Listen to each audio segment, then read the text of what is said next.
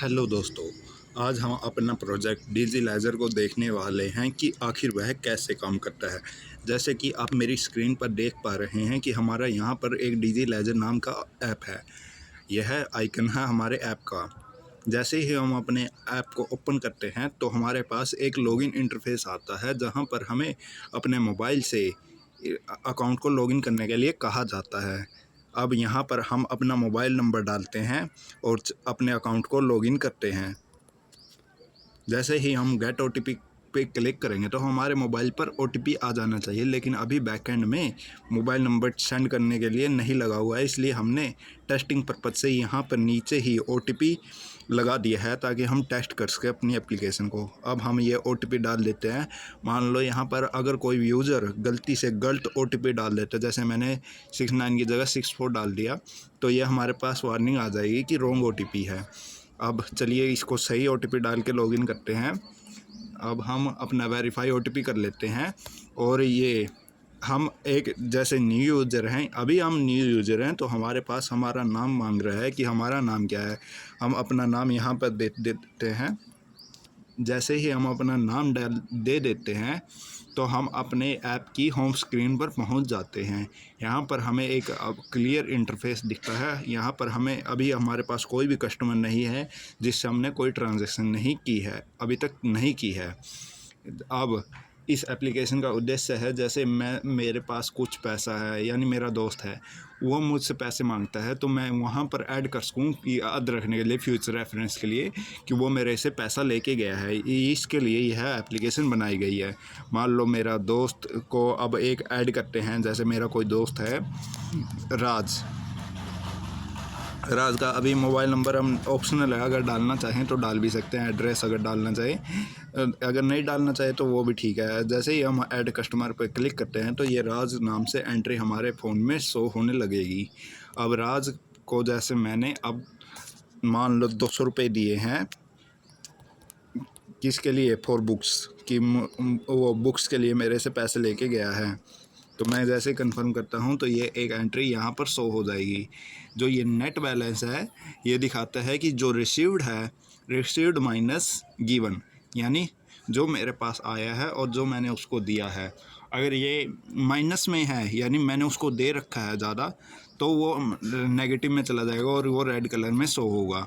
और जैसे ही यहाँ पर रिसीव्ड अमाउंट पॉजिटिव में आएगी तो ये ग्रीन हो जाएगा। मान लो अब इसने मुझे वापस 500 रुपये दे दिए फॉर रिटर्न, या किसी भी चीज़ के लिए जैसे इसने जमा कर दिए, तो देखिए जो ग्रीन वाली एंट्री है, यानी जो रिसीव्ड वाली एंट्री है, उनका बैकग्राउंड कलर मैंने ग्रीन रखा हुआ है, और जो गिवन की एंट्री है वो उसका मैंने थोड़ा सा रेडिश रखा हुआ है कलर, ताकि ये अलग से ही दिखने लग जाए। और ऊपर जैसे ही हम देखेंगे तो ये net balance received minus given, यानी 500 माइनस 200 300, ये हमारा नेट बैलेंस बच गया है। यानी इस टाइम मेरे पास एक्स्ट्रा अमाउंट है इसकी, यानी मेरे पास एक्स्ट्रा जमा है इसके, मेरे दोस्त के।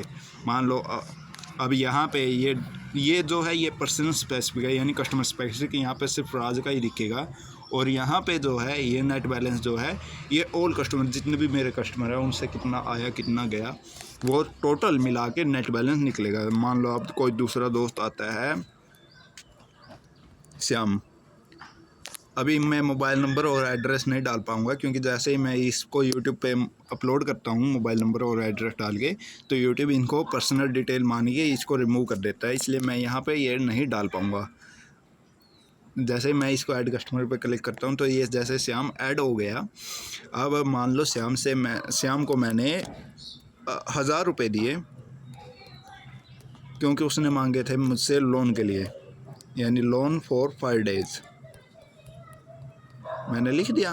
अब जैसे यू आर गिविंग, ठीक है, ये कन्फर्मेशन के लिए, जैसे हम इसको कंफर्म कर देते हैं तो यहाँ पे इसका नेट बैलेंस तो 1000 हो गया, लेकिन ये जो हमारा टोटल नेट बैलेंस है पूरे कस्टमर का, सभी का जितने भी ऐड होंगे वो आ जाएगा, यानी रिसीव्ड माइनस गिवन। यानी इस टाइम देखो मेरे पास 300 रुपये हैं इसके राज के आए हुए, यानी एक्स्ट्रा में, और शाम को मैंने 1000 दिए हैं, तो 1000 ज़्यादा गए हैं उसको, यानी मेरे पास तो 300 हैं और उसको अगले को 1000 दे रखे हैं, तो 300 माइनस 1000, यानी माइनस का 700 आएगा, तो ये नेगेटिव बैलेंस है, इसलिए यहाँ पर रेड कलर में ये आ गया। मान लो यहाँ पर अगर 2-3 कस्टमर होते, तो अगर मुझे कोई कस्टमर को सर्च करना होता, कोई स्पेसिफिक अगर ज़्यादा कस्टमर है, तो मैं यहाँ से उस कस्टमर को, पर्टिकुलर कस्टमर को सर्च भी कर सकता हूँ और उसका अकाउंट देख सकता हूँ। ठीक है, यहाँ पर ये जो है ये रिफ़्रेश का आइकन है। मान लो अगर कोई नेट का इशू हो जाता है, ताकि वो देख पाए कि कई बार ट्रांजैक्शन लोड नहीं हो, कोई भी फेलियर हो जाता है, तो यहाँ से वो पर्टिकुलर अपना अकाउंट को रिफ़्रेश कर सकता है। अब मान लो अब ये जो श्याम है, इसका काम हो गया, यानी मैं इस पे से 1000 रुपये आ गए। और साथ में ये नीचे है नोट, यानी मैं बता सकता हूँ कि ये नोट किस लिए मैंने इसको दिया है, ताकि फ्यूचर रेफरेंस में मुझे इसका याद रखा जाए। जैसे ये अमाउंट मेरे से आ गई, अब ये नेट बैलेंस 0 हो गया। अब मैं चाहता हूँ इसके बाद इसके से कोई ट्रांजेक्शन नहीं करनी, यानी ये अब मेरे किसी काम का नहीं है, तो मैं इस चाहता हूँ ये यूज़र डिलीट हो जाए, यानी ये कस्टमर। तो मैं इस कस्टमर को अपने एंड से डिलीट कर सकता हूँ। यहाँ पे डिलीट का ऑप्शन है और ये डिलीट लेजर, अगर एक बार ये इसका डिलीट लेजर हो जाता है तो ये परमानेंटली यहाँ से डिलीट हो जाता है। ये देखिए, अब यहाँ से परमानेंटली जो श्याम है उसका अकाउंट डिलीट हो चुका है हमारे अकाउंट से, खाते से, यानी हमारा अब उससे कोई लेना देना नहीं है। हमारे पास सिर्फ अब राज बचा है। अब ऊपर देखिए, यहाँ पे है सेटिंग, यहाँ पे है हमारा पर्सनल सेटिंग, यानी जहाँ पे हम अपनी वो कर सकते हैं। अब मान लो मेरा नाम संजय था, मैं रखना चाहता हूँ अपना कुछ, यानी संजय कुछ, यानी मैं अपना नाम चेंज करना चाहता हूँ लेजर में, ताकि अलग से हो। अब जैसे ही मैं ये करूँगा तो मेरा नाम डाटाबेस में, यानी बैकएंड में एप्लीकेशन में ही अपडेट हो गया, कहने को बैकएंड में भी अपडेट हो चुका है। ये देखिए, अब यहाँ पे भी संजय कुश आएगा, यहाँ पे भी संजय कुश आएगा। और ये है प्रोफाइल, अगर मुझे अपनी कोई प्रोफाइल लगानी है कुछ भी, यानी ये प्रोफाइल लगा दी, तो ये प्रोफाइल हमारी यहाँ पे सेट हो चुकी है। जो प्रोफाइल यहाँ पे भी दिखेगी बाय डिफ़ॉल्ट, ये देखिए यहाँ पे भी प्रोफाइल लग चुकी है। एक सेकेंड, यहाँ पे भी प्रोफाइल लग चुकी है और यहाँ पे भी। ठीक है, ये चेंज हो चुकी है। अब अगर हमें डेवलपर को कोई फीडबैक देना है एप्लीकेशन वाले को, तो यहाँ से भी हम फीडबैक दे सकते हैं। और दूसरा है, जैसे ही हम, जैसे मान लो अब किसी को मैंने ये अकाउंट दे दिया गलती से मैंने अकाउंट दे दिया, यानी मेरा फ़ोन किसी के हाथ में चला गया, तो वो मेरा ऐसे अकाउंट देख सकता है और अकाउंट को चाहे तो किसी भी अकाउंट को डिलीट कर सकता है। तो उसके लिए मैंने यहाँ पे ऐप लॉक की पिन की फैसिलिटी दे रखी है, हम अपने अकाउंट को सिक्योर बनाने के लिए, ताकि इसको कोई और एक्सेस ना कर सके और मॉडिफाई ना कर सके।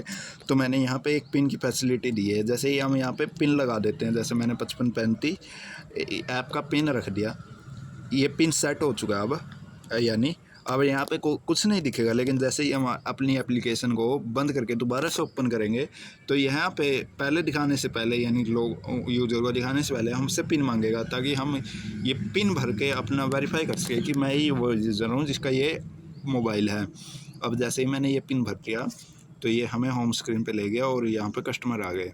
अब अगर मुझे ये पिन हटाना है, तो यहाँ पे देखिए रिमूव पिन लॉक का ऑप्शन है। यहाँ पे जैसे मैं क्लिक करूँगा तो मेरा पिन हट जाएगा। ये देखिए, पिन लॉक डिसेबल हो चुका है। और ये है लॉग आउट का ऑप्शन। अगर मैं अपने अकाउंट को लॉग आउट करना चाहता हूँ, तो मैं यहाँ से लॉग आउट कर सकता हूँ। और अगर मुझे अपना अकाउंट परमानेंटली डिजिलैजर से डिलीट करना है, तो यहाँ पे डिजिलैजर अकाउंट परमानेंटली डिलीट हो सकता है। जैसे ही मैं इस पर क्लिक करूँगा, तो यह अकाउंट परमानेंटली डिलीट हो चुका है। ये यानी अब अगर मैं दोबारा से लॉगिन करूँगा, तो मेरा नए अकाउंट, सिरे से अकाउंट बनेगा और जो भी जितने भी कस्टमर है वो भी दोबारा से मुझे ऐड करने पड़ेंगे, यानी पूरा अकाउंट वाइप हो चुका है इस टाइम। तो थैंक यू, ये था मेरा डिजिलैजर का टूर। आई होप आपको पसंद आया होगा।